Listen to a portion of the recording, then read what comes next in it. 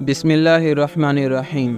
یعقوب بن محمد خراسانی رحمۃ اللہ علیہ سے مروی ہے، فرماتے ہیں کہ میں اپنے شہر سے سیاحت اور توکل کے ارادے سے چلا اور اسی حالت میں بیت المقدس تک پہنچا اور تہ بنی اسرائیل کے ایک غار میں بہت دنوں تک رہا، کچھ کھایا نہ پیا، یہاں تک کہ موت کے قریب پہنچا۔ اسی حالت میں دو راہبوں کو میں نے سیر کرتے دیکھا اور پراگندہ بال اور گرد آلود تھے۔ میں ان کے پاس گیا اور سلام کیا اور پوچھا تم کہاں جا رہے ہو؟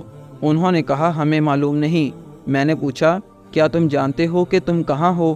کہا ہاں، ہم اللہ کے ملک میں اس کے سامنے ہیں۔ میں اپنے نفس کی طرف متوجہ ہوا اور اسے ملامت کرنے لگا اور کہا یہ دونوں راہب باوجود کافر ہونے کے توکل پر قائم ہیں اور تو قائم نہیں ہوتا۔ پھر ان سے کہا تم اپنے ساتھ رہنے کی اجازت دے سکتے ہو؟ انہوں نے کہا بہتر ہوگا انشاءاللہ۔ چنانچہ ہم تینوں چلے۔ جب شام ہوئی تو وہ دونوں اپنے معبود کی عبادت کرنے لگے اور میں اپنے معبود کی جانب متوجہ ہو کر کھڑا ہوا اور مغرب کی نماز میں نے تیمم سے ادا کی۔ وہ مجھے مٹی سے تیمم کرتے دیکھ کر مسکرائے۔ جب اپنی نماز پڑھ چکے تو ان میں سے ایک نے اپنے ہاتھ سے زمین کھودی تو موتی کی طرح چمکتا ہوا صاف پانی وہاں سے نکلا۔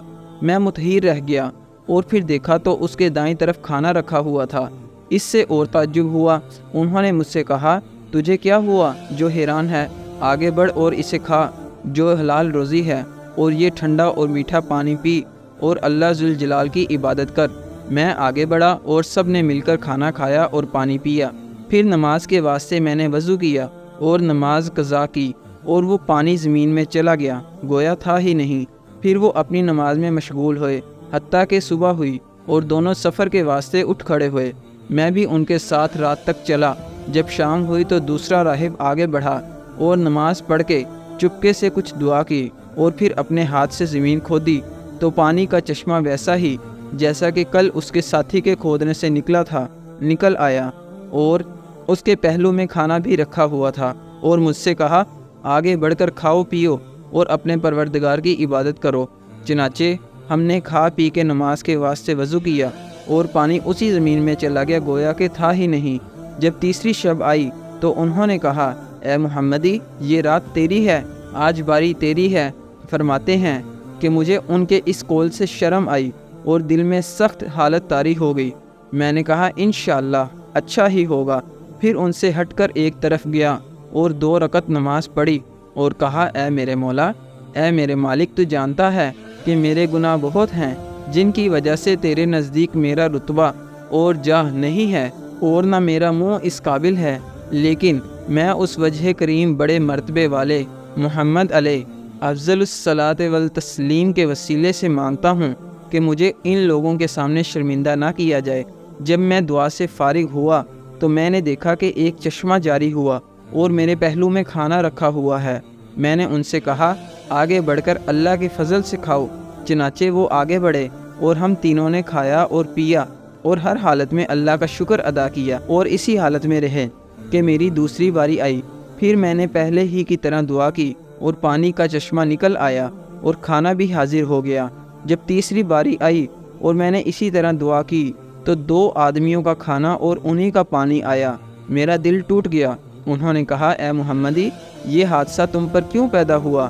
کیا تم اپنے کھانے پینے میں نقصان نہیں دیکھتے ہو؟ میں نے کہا تمہیں معلوم نہیں کہ یہ امر اللہ ہی کے اختیار میں ہے اور ہم اس کے حکم اور ارادے کے نیچے ہیں، اور ہمارا دین یہ چاہتا ہے کہ کبھی تکلیف ہو کبھی راحت، کبھی سختی ہو کبھی آرام، اور کبھی عطا ہو کبھی منع، تاکہ ہمارے صبر کی بھی آزمائش ہو جائے۔ انہوں نے کہا اے محمدی تم نے سچ کہا، وہ بڑا رب ہے اور اسلام اچھا دین ہے۔ اپنا ہاتھ بڑھاؤ تاکہ ہم کلمہ شہادت پڑھیں، اور دین اسلام حق اور اس کے سوائے سب باطل ہے۔ میں نے ان سے کہا اے بھائیو کیا تم کسی شہر میں چلو گے تاکہ جمعہ اور جماعت میں شامل ہو سکیں، کیونکہ جمعہ حج مساکین ہے۔ انہوں نے مجھ سے کہا یہ اچھی رائے معلوم ہوتی ہے اور اچھا فعل ہے۔ جب ہم اس ارادے سے چلے تو سامنے ایک عمارت نظر آئی۔ اندھیری رات تھی۔ غور سے دیکھا تو ہم بیت المقدس میں تھے۔ ہم اس میں داخل ہوئے اور ایک مدت تک اس میں مقیم رہے، اللہ کی عبادت کرتے تھے، اور ہمارا رزق ایسی جگہ سے پہنچتا تھا جس کا گمان بھی نہ تھا۔ حتیٰ کہ دونوں ساتھی وہیں رحمت حق کو پہنچے اور مر گئے۔